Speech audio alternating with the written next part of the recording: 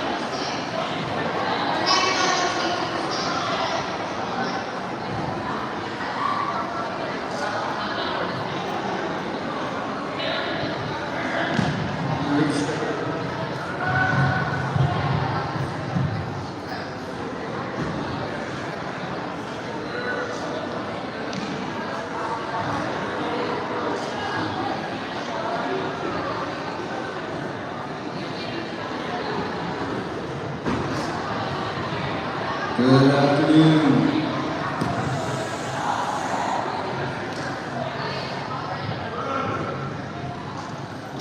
It's my pleasure to introduce our speaker today, Carey Portell from Think First. I cannot be quiet. Thank you. Ms. Portell is a testament of resilience. It is proof your choice to shape your destiny. From a life-altering car crash caused by an impaired driver to a thriving career as a California, author and inspirational speaker. Carey's journey inspires you to dream big and persevere. She advocates safe driving practices and encourages young people to surround themselves with a positive support system. Her story is a testament to the power of positive choices, hard work, and never give up attitude. Please help me welcome Carey Portell.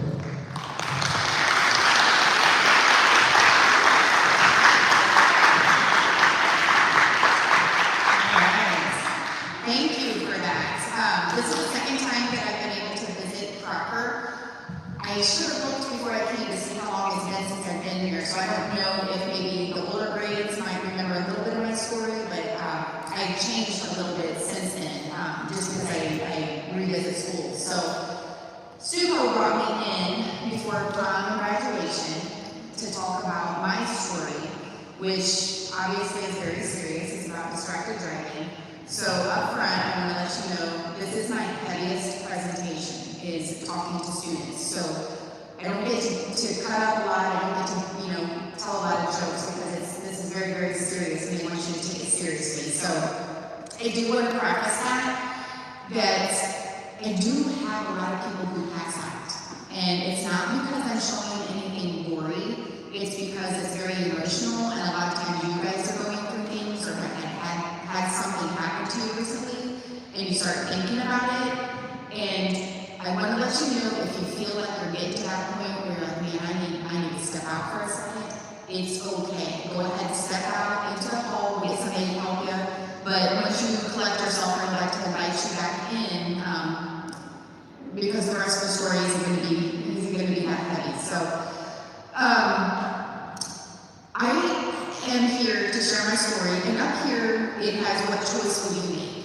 And the reason I have that quote up, and I have that regardless of what kind of presentation that I'm giving, because one Wednesday evening, a man made a really, really bad choice that has affected not only his life, but my family and I's life forever. And because he made that choice, he then left me in a position where I had to choose how I was going to handle this situation. So you guys make choices every single day that seem pretty trivial, right? I mean, you're like, and it doesn't affect anybody but me. It'll be fine. Nobody cares. The problem with that is, looking in hindsight, that one decision can make a difference to somebody, especially the people who care about you.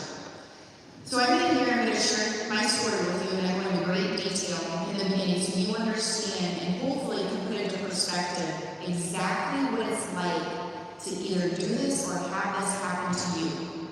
So 15 years ago in December, 2 of my kids were driving down the road and we were hit by a drunk driver. And it was a 4-car pileup. It was the biggest thing that my county has seen, and honestly there hasn't been anything this big since then. And all 4 vehicles that were involved were local people. So the emergency crew, every time they opened up a door, they were like, oh my God, it's so-and-so. So that they knew every single one of us in there. Now I tell people that our car crash happens just like it does in the movies, because that's the way that it replays in my mind. It's in slow motion. I can remember such specific details about how things portray themselves. And in the movies, when everybody's laughing in the car and all of a sudden, everybody comes to attention, it's actually real. That is what happened to us.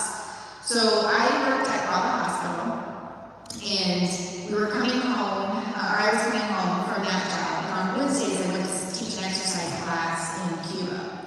And it was December 29th, which is Christmas vacation for my kids. And I came home, I picked up 2 of my children, my 2 middle children, because there is a lot of drama with your siblings on Christmas vacation, right? You can only spend a certain amount of time with them before things start going chaotic. So I grabbed my 2 drama queens and I said, come to the studio with me, just in case any of the ladies would need babysitters, and off we went. Well, 8 minutes down the road, we were hit by a drunk driver, and I was left like this. That's me in Barnes Hospital. Now, when this happened, the 3 of us were laughing because they were making fun of how the women moved in my exercise class. So, we were open out laughing. And I remember when I took my glance up at my daughter who was in the front seat, I looked in that rearview mirror at my daughter who was sitting directly behind me. And I can see it as clear as day, right now in this moment. Her reflection was smiling back at me. And that's the last thing that I saw before I took my eyes back to the road and I saw what was going to happen. Now this picture was taken, I think, 2 days after I arrived at Barnes. And it's one of the first memories that I have. Now when this picture was taken, I already had 2 surgeries that I cannot elicit a single memory from. But I remember I woke up and I looked to my left and there was a hospital curtain. And I worked in the medical field, so immediately I recognized it. And I thought, what? Because one, I'm in shock. 2, I'm in a huge Dilaudid fog, which Dilaudid is a very intense painkiller. And my glance went down to those legs. And all of a sudden it started coming back to me, and I was like, oh my gosh, that's right. We were involved in a really, really bad car crash. And I heard these voices, and I raised my eyes up, and I saw my husband and my child orthopedic standing at the end of my bed, and they were talking about how bad my injuries were. And I'm not paralyzed, I can still walk, but my surgeon said, well, I just don't know if or how well Carey's ever going to be able to walk again, because I had so much damage to my lower legs that he didn't think that my bones were going to be able to hold my own weight. And he was right about that. I had no idea how long it was going to take me to from this situation. Now, I remember hearing everything that he said, but I remember thinking, I've got 4 young kids at home. I had just transferred back to the medical field from a full-time photography studio. We had cattle and a horse farm, and I thought, I'm busy. You know, I hear what you're saying, but when are you going to let me start trying to, you know, walk again and heal? And he's like, you got a long way to go. It was 4 years before I walked on my own unassisted. So the only thing that I did for the first 4 years after this car crash was have one reconstructive surgery after another and have physical therapy in between. So when I knew that that car crash was going to happen, I had 3 very distinct thoughts that went through my head. My first was, okay, Carey, you're going to have to accept this is going to happen. Second, okay, this is going to happen. Is there any possible way that I can stop or at least lessen this impact? And my third thought was, man, Carey, I don't think this is going to be good. I don't think you're going to make it. Like, it's going to be that bad. And I remember begging for my girls' lives.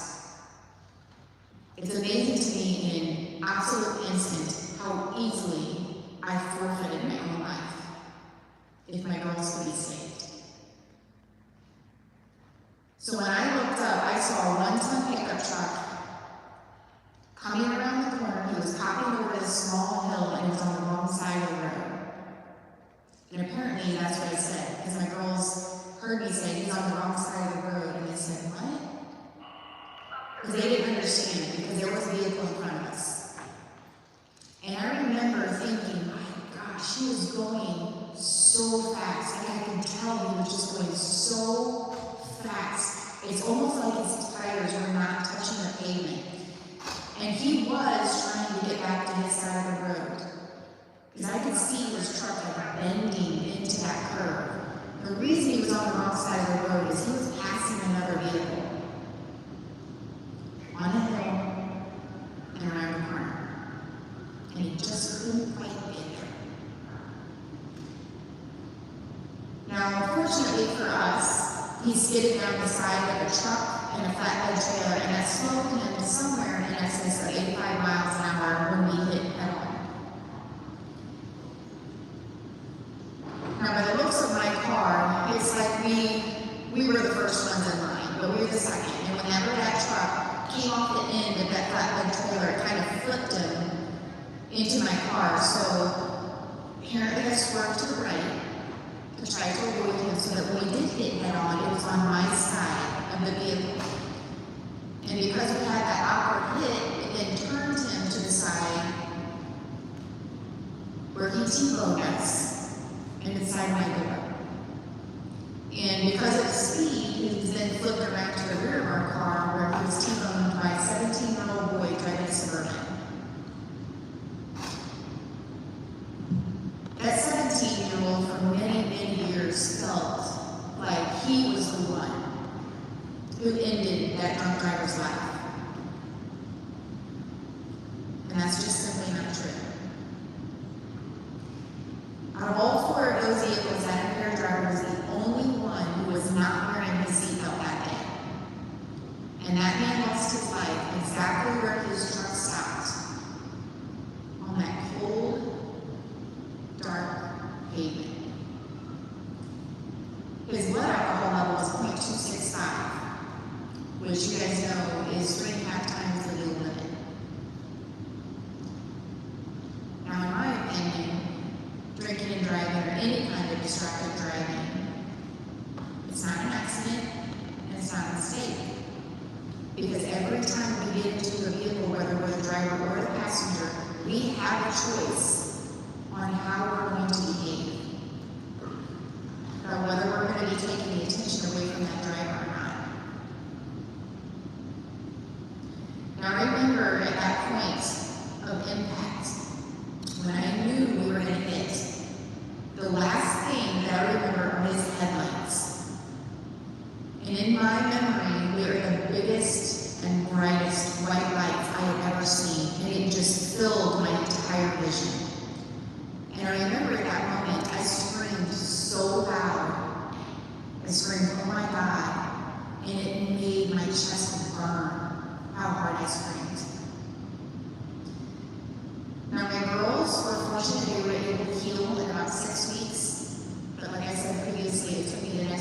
4 years to be able to heal to a point where I could kind of live on my own for a while. Now at this point, I've had 13 reconstructive surgeries. I've had 3 on my pelvis and 5 on each of my lower legs and ankles. I have a really short video, the night of my car crash, where one of the firemen was running on the camera.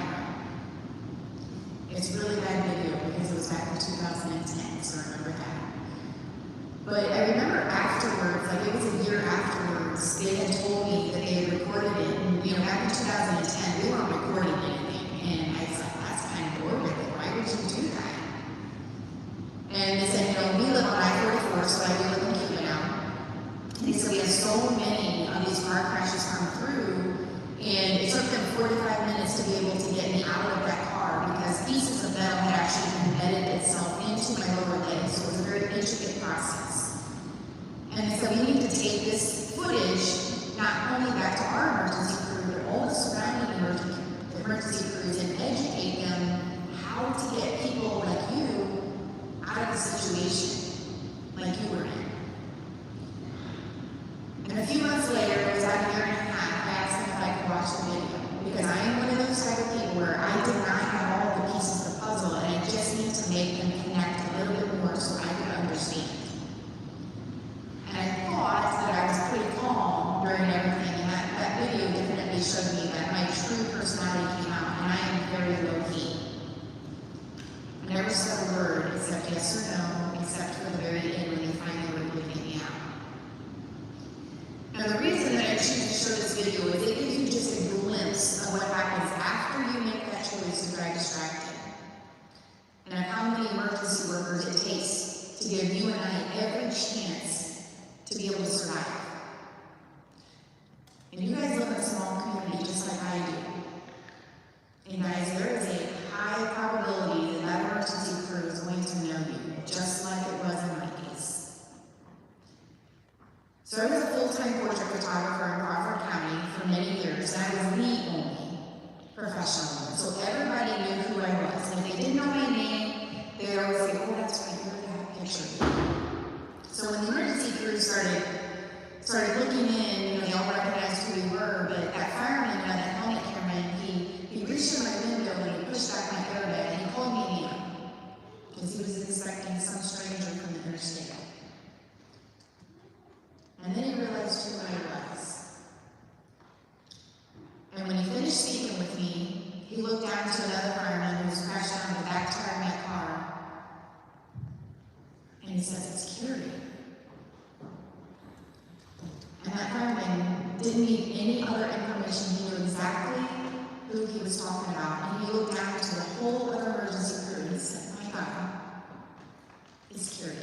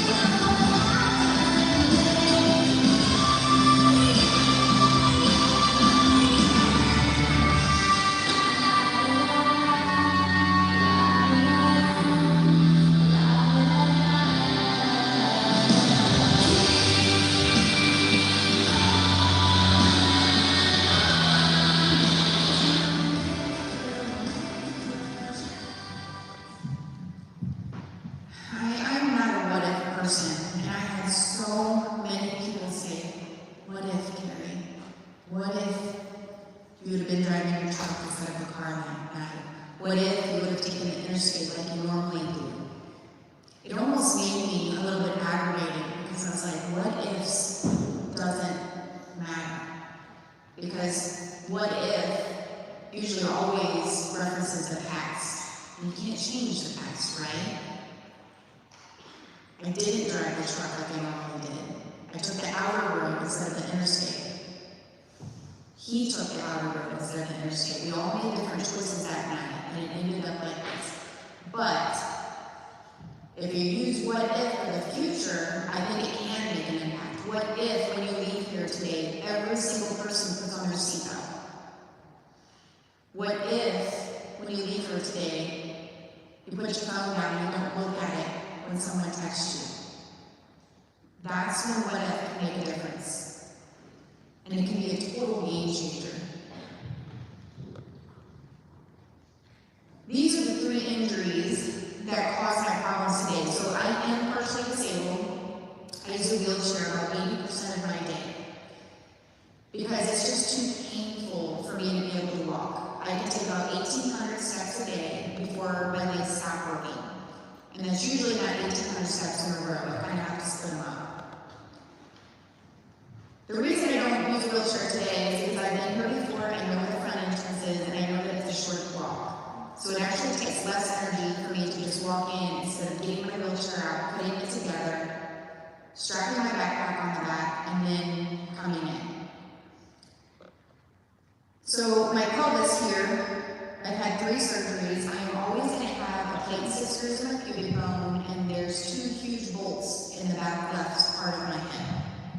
My pelvis will not heal correctly, so we're just going to leave it this way.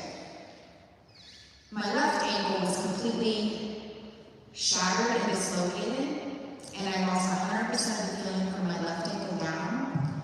And then slowly, some of that started to come back, but I cannot feel the bottom of my left foot, the top of my right toe, or the left side of my pelvis anymore because of nerve damage. Now, the bottom 2 x-rays are on my right ankle, and that is the one that causes me the most trouble.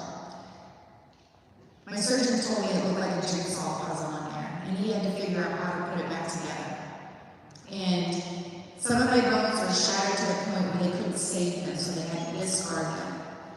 And they thought that maybe those holes would fill in, and of course, they didn't. So I had 3 bone grafts taken from my hips. They crush it up, they kind of make a paste, and they kind of put it in my left lower leg to help me walk. So these are the 3 injuries that caused me the most problems, and eventually are going to go ahead and make me permanently disabled. Now, my surgeon told me, he said, once I started walking, and I told him, I said, this is what I'm doing. He's like, man, I give you maybe 8 years. Maybe 8 years before you're full-time wheelchair. And I'm 15. And the only reason that I'm still walking is because I do absolutely everything that my surgeons and my physical therapists tell me to do. And it's this right here, guys. The mental strength of, I'm not giving up, I'm going to keep fighting. That is a daily battle.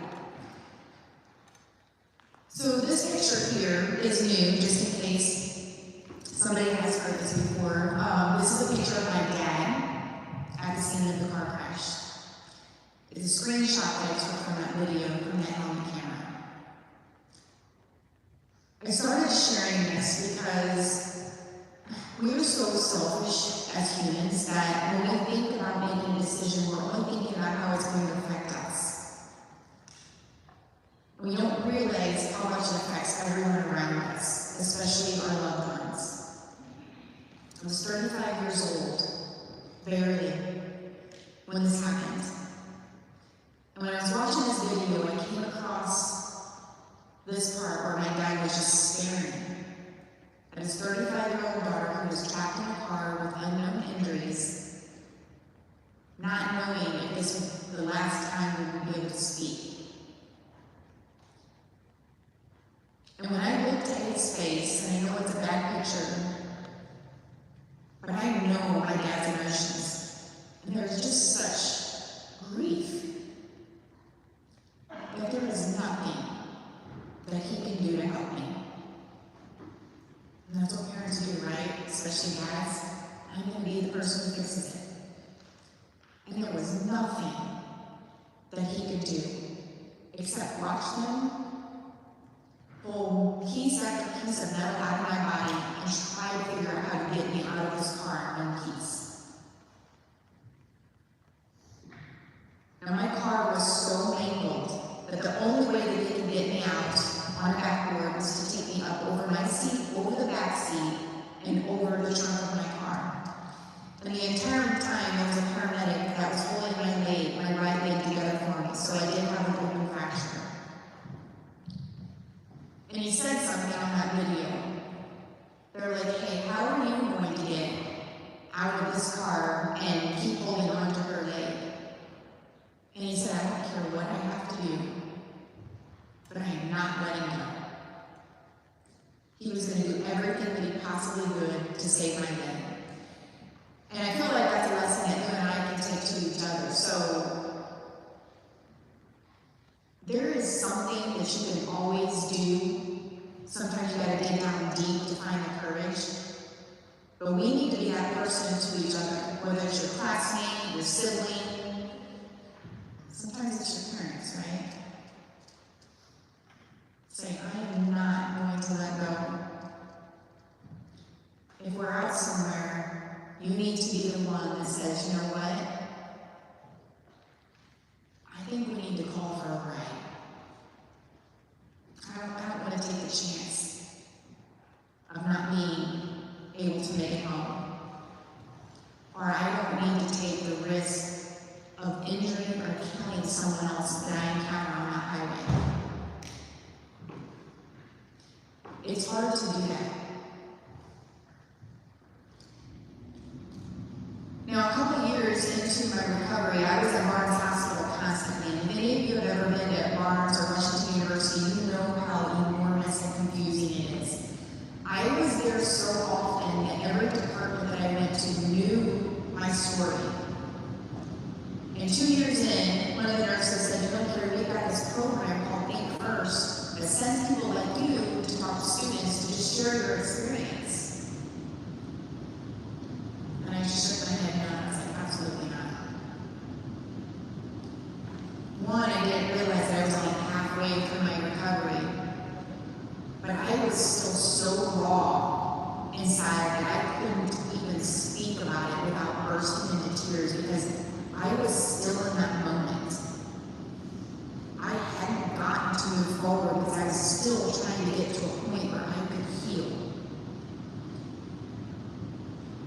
But I'd already had the feelings of, hey, you're supposed to do something with this situation, and I just kept saying, no, I wasn't ready. And by year 4, that feeling got so strong that I couldn't ignore it anymore. And I remember one day I finally said, fine. And I called them and I said, okay, tell me how you do this, because I don't know how to speak, I don't know how to present. How do I start? And they said, you just do. So I started with schools, and a year into my speaking, I was actually at Dixon High School. And I was on their stage, and I was having a terrible time. And while I was talking to the student body, I was having a completely different conversation inside of my head, and I was telling myself, Carey, if you cannot get control of your emotions, you're going to have to stop doing this. I don't even know if they can understand what you're saying because I was so filled with emotions that my throat closed. And you talk about river of tears, that's where that comes from. My entire face was flooded. And I said, today's going to have to be your last day. If you cannot do this, you're going to have to make a choice. And I remember having this feeling of, man, it was so easy to just put this down over here and not talk about it, not deal with it, and just ignore it. And then I started thinking about you guys. And for the first time in a year, I started needing your eyes. Because I was so introverted and so emotional that all I did was look at the back wall the entire time up until that point. I started thinking about all of the private messages that you had sent me. Puking out your most vulnerable one that you had chosen to share with a complete stranger. I started thinking about all the things that you whispered in my ear when you came up to give me a hug afterwards. And I remember at that moment saying, Carey, you're going to be okay. You're an adult. You've had experiences, you've had tragedies, you know how to get help. You're going to be okay. But these guys out there, some of them don't have any money. They can't go home because sometimes home is the problem. And I couldn't leave you. And so that day, I felt like, okay, I'm going to be all right. I wasn't great after that. I still choked up for a long time afterwards. But I started understanding how to control my emotions. And I realized that every time I spoke, I purged a little bit of that pain and it started to heal. And that's what you guys did for me.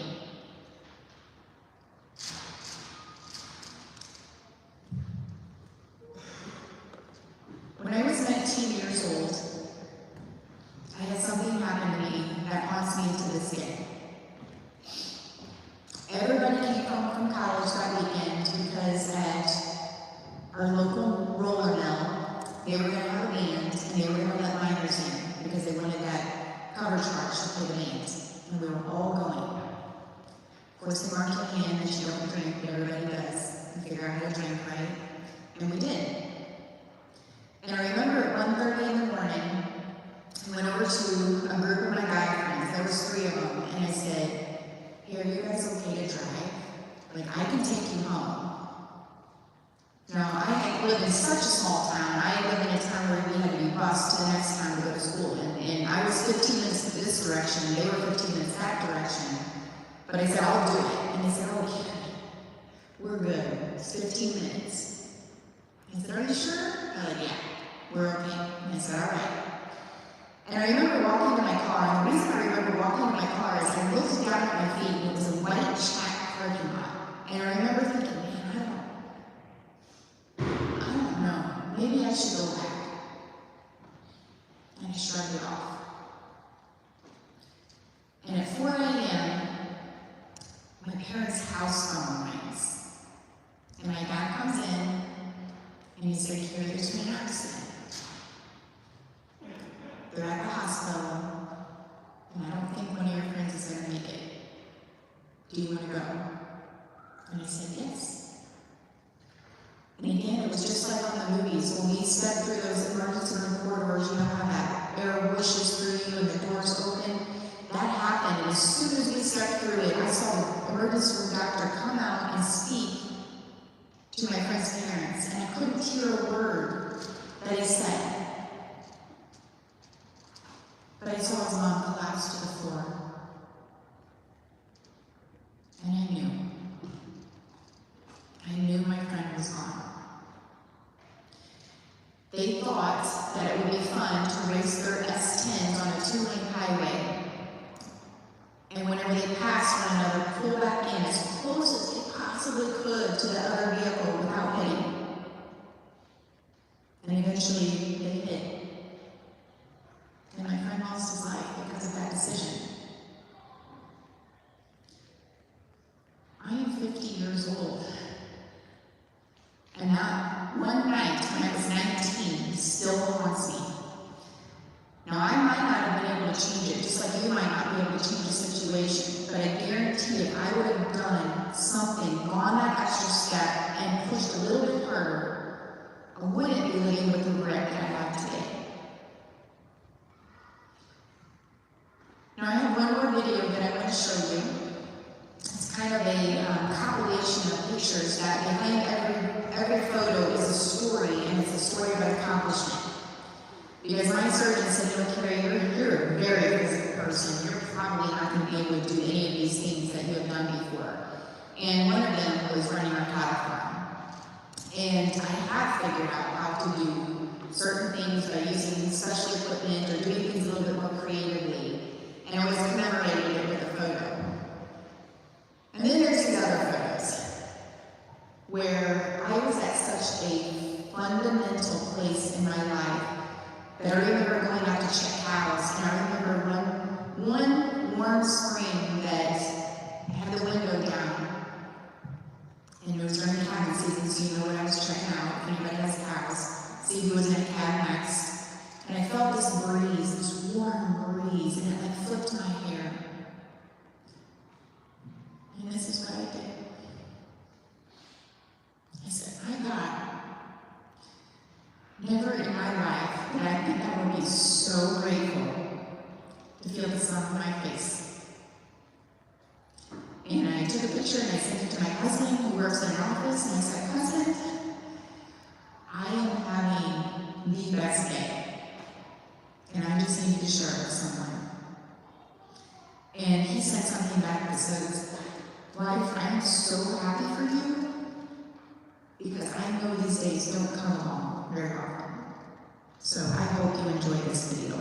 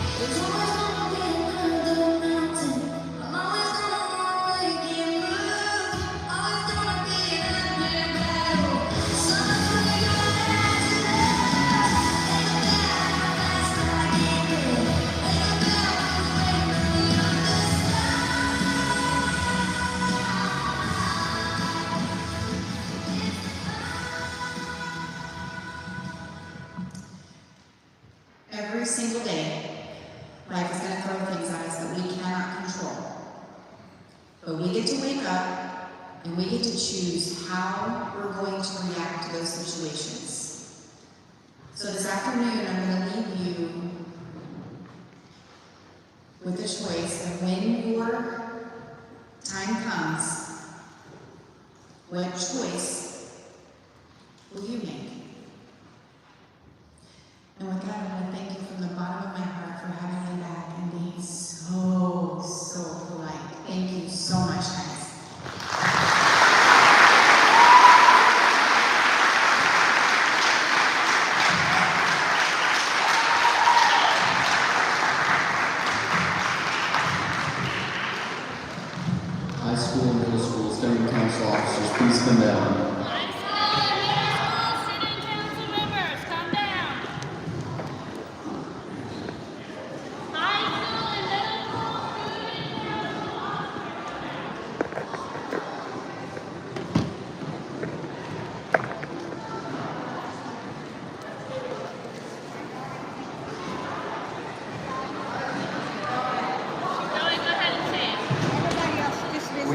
small gift as a token of our appreciation